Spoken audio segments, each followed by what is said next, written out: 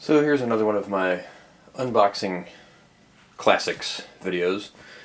I like to, when I get unpunched copies of old games, I like to do a video of a look inside the box at the contents, because nobody does that for old games. All the old games out there are either punched, or the assumption is, oh, everybody knows what's in these are old games.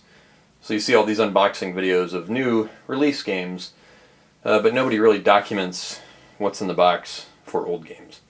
And, you know, in some cases it's because they're concerned, well, I don't think they're concerned, but the issue might be that, well, you're looking in the box of an old game, people have probably sifted through these contents before, how do you even know everything's there?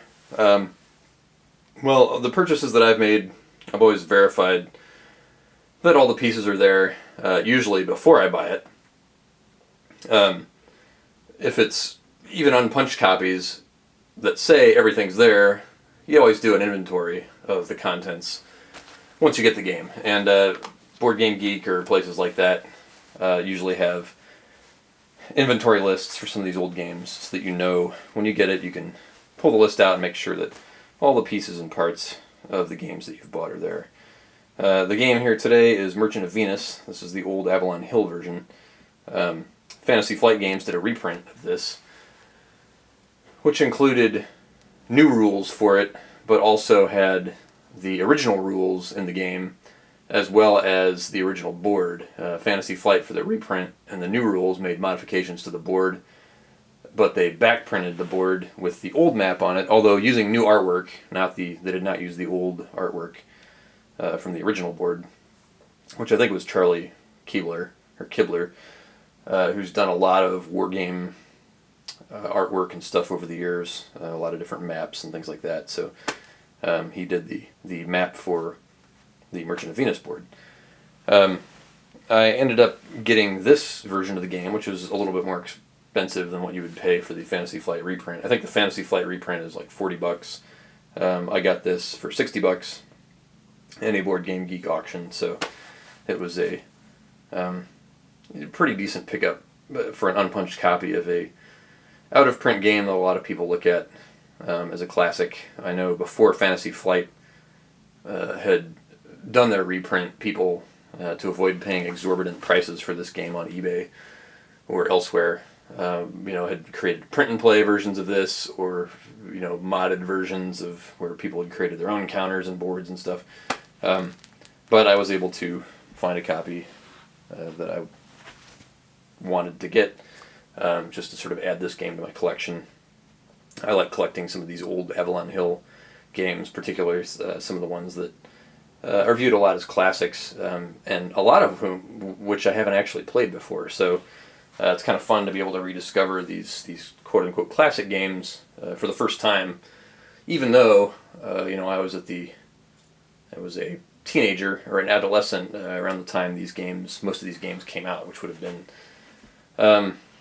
Avalon Hill games. There were some from the 70s, which was a little before my time. I was just practically a toddler back in the mid-70s.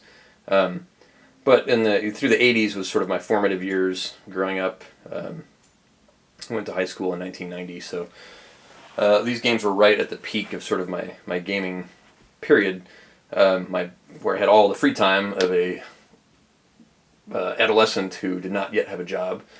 But I spent the majority of that time playing games like Axis and Allies and Fortress America, the big Milton Bradley Game Master series games, as well as Dungeons and Dragons. And I did not actually play a lot of the Avalon Hill games that came out at this time. So I've been going through over the past couple of years and working to acquire them. Most of my non-war Avalon Hill games are right there. Things like Gunslinger, Dark Emperor, Freedom of the Galaxy, Kremlin, and Dune.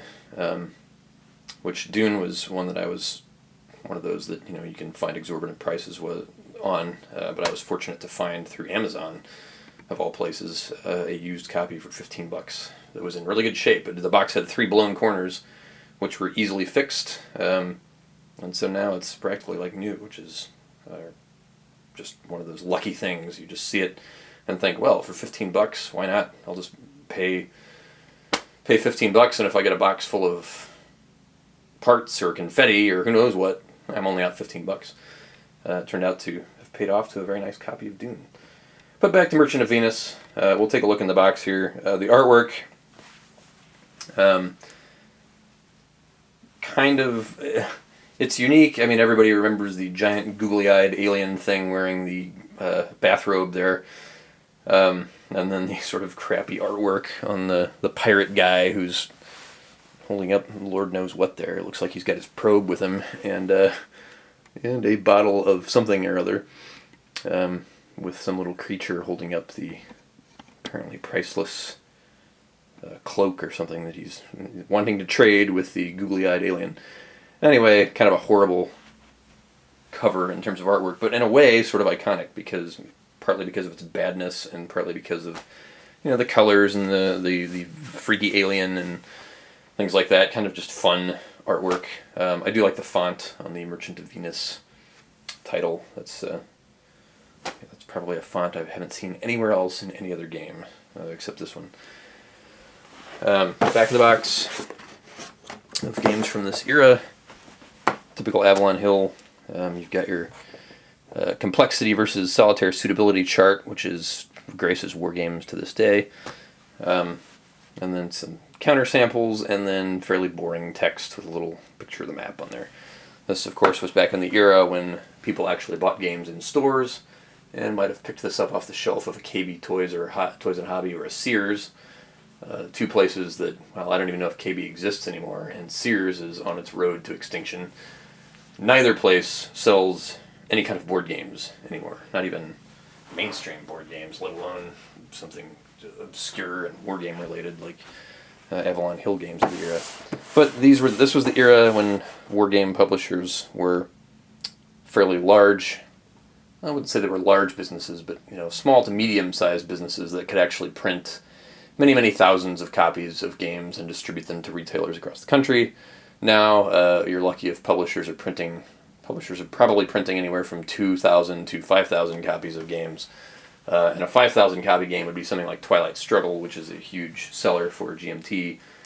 And, if by huge you mean 5,000 copies, that should tell you the state of the wargame market in terms of market share.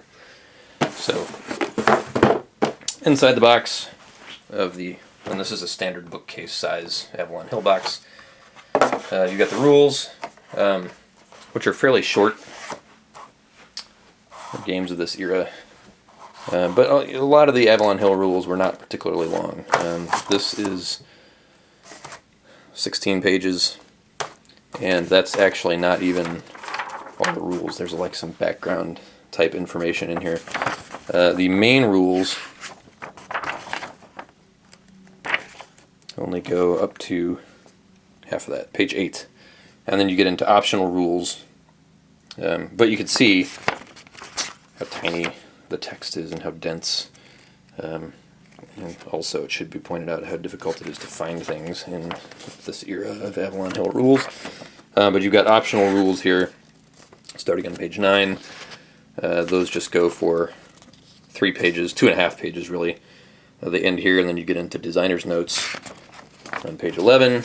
And then here is this gazetteer of the cluster, which is all just flavor type text. None of this is really necessary for playing the game, but it kind of gives you a little background on the type of aliens and things that are in the game. The world building, if you will, for the game Merchant of Venus. And then there's some charts here. You get a trading summary chart, and there's descriptions of who the merchants and what the goods are that you're actually selling. And then looks like some solitaire rules on the back if you want to try and play the game solitaire using this flow chart. And then combat summary, so kind of charts and tables and stuff on the last few pages. Here's your deck of Avalon Hill money. And that's interesting. It is, in fact, just Avalon Hill money, meaning that this is probably the same kind of stuff that shows up in a game like 1830 or something that might actually also use money. Just generic denominations of money stamped with the Avalon Hill logo. Nothing about this stuff makes it unique to Merchant of Venus. So your bag of markers, and these are classic sort of 1970s looking, even though this game came out in 89, kind of 1970s looking. When I see these kind of markers, I think of the board game Sorry, which I think is like a Hasbro or Parker Brothers game. That's what these look like to me. They look like markers that somebody pillaged from a game of Sorry.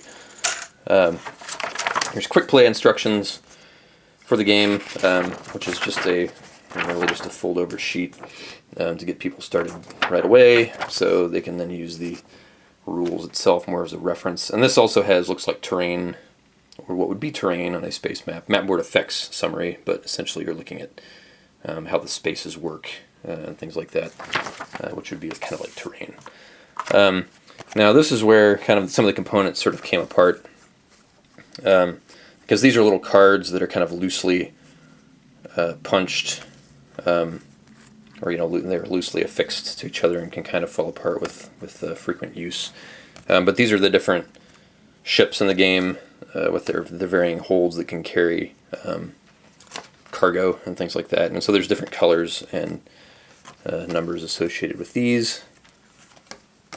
But all of them, except for the ones that came apart here, were kind of like 2 plus some additional chits. More transports, freighters, all these ship cards. And then, in addition to the ship cards, you'll have your different faction cards. And so these would be one for each color in the game. So you've got your human reference card that looks into the goods and stuff. And then, of course, that would be a human. That has all the reference stuff for the blue human player. Then you've got the Wynham reference card. These guys look like they're just horses, apparently. I don't know. In fact, let's flip these over. The Dell reference card. And this looks like the googly-eyed aliens, although here, instead of wearing a bathrobe or a nightgown, whatever he had on the cover of the box, he has a sword and a shield, so maybe they're more warlike than the cover of the box would indicate. It's the yellow player, the Ossoth reference card. Now, those guys they just look like makes me think of a beholder or something from Dungeons and Dragons, except he doesn't have eyes at the end of the little stalks there. But these are not Ossoth, they're the Kossoth. That's a Q there in the first letter. There's the Eeps, which look like a trash can on top of a small tank. So, again, more quality artwork here for the era. And then whatever these guys are, Nick, little goblin-looking things, would be the green player. So those are your different player reference cards. Here are the counters, some of which are coming out of the counter sprue. Let's go ahead and pull those off of there. It's going to come out. It's all going to come out and get punched anyway. I always punch and play all my games, so I like buying it unpunched because then I can control the neatness of the counters as they come out of the sprue, especially for these old games, which will tend to have, as you can see here, these little side nibs. I can carefully trim those off. And counter sheets of this era, those side nibs tend to kind of, if you don't carefully remove them, they'll kind of rip a whole divot out of the side of the counter, which is irritating to OCD neat freaks like myself. So this is the first counter sheet. It's got all your markers and things, and then some of your different types of, I don't know what those are exactly, ships or parts or something.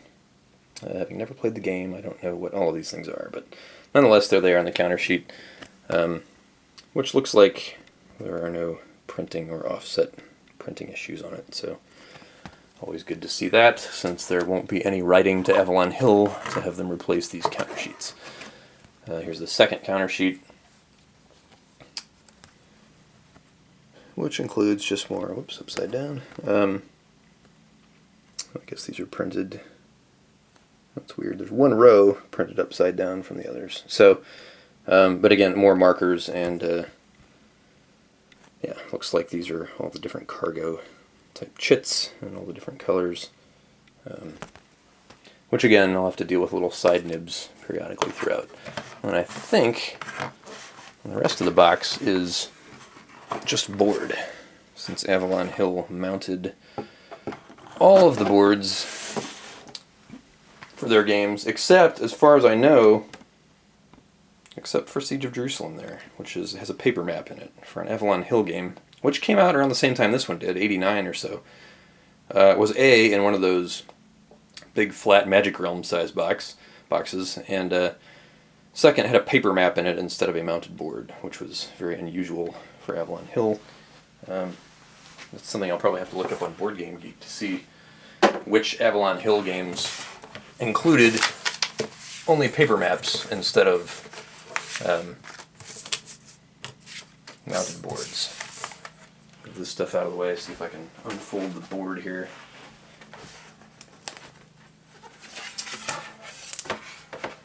Now this one seems to be fairly nice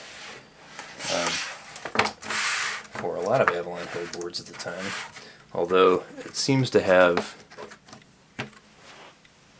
more of a, there's kind of this big ridge here, which was, I'm not used to seeing one that bad. That's if your pieces kind of get scrunched together, and what you can do is kind of pull that out. So maybe sitting some books on top of this will help to neaten out the giant ridge in the middle of the board. But you can see there, this would be the classic Avalon Hill board of the era, which I kind of like. I like the hand-painted look to these old boards, you know, with all the vibrant colors against the space background, which is really just this kind of paint-speckled background to create the stars. With, you know, you can almost see the brush strokes in the paint for the nebulae and you know, the various system delineation there. So really cool looking classic map artwork. And then you've got the nebula up here, which is, you know, this big cloud of more dense looking stars painted on there. So really cool. So there we have a look at the box contents and the map of the classic Avalon Hill game, Merchant of Venus. Thanks for watching.